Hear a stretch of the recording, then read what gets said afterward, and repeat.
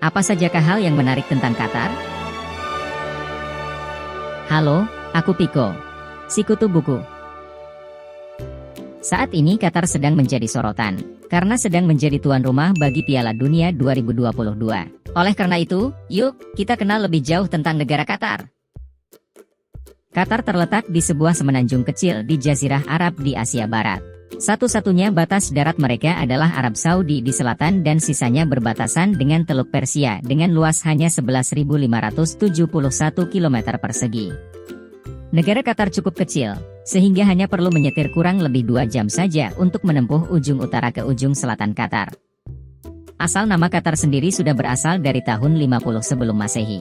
Seorang penulis Romawi, Pliny the Elder, pada pertengahan abad pertama pernah menyebut penduduk yang menempati wilayah tersebut dengan sebutan Qatarrei.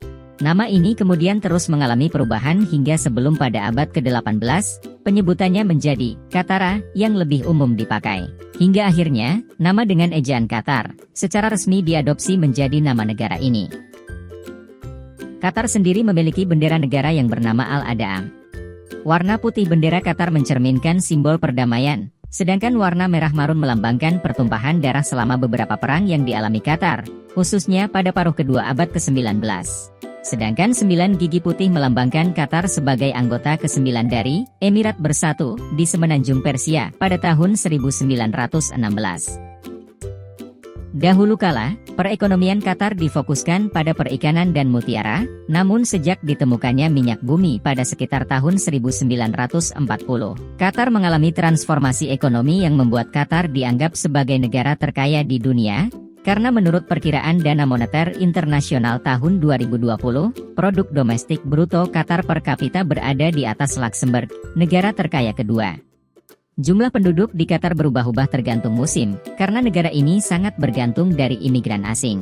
Pada tahun 2017, total populasi Qatar mencapai 2,6 juta, di mana warga negara Qatar hanya 313.000 orang atau hanya sebesar 12%-nya, sedangkan 2,3 juta lainnya adalah ekspatriat. Kebanyakan penduduk Qatar beragama Islam yang juga merupakan agama resmi negara. Bahasa resmi yang digunakan di sana adalah bahasa Arab, dengan dialek lokalnya Arab Qatar.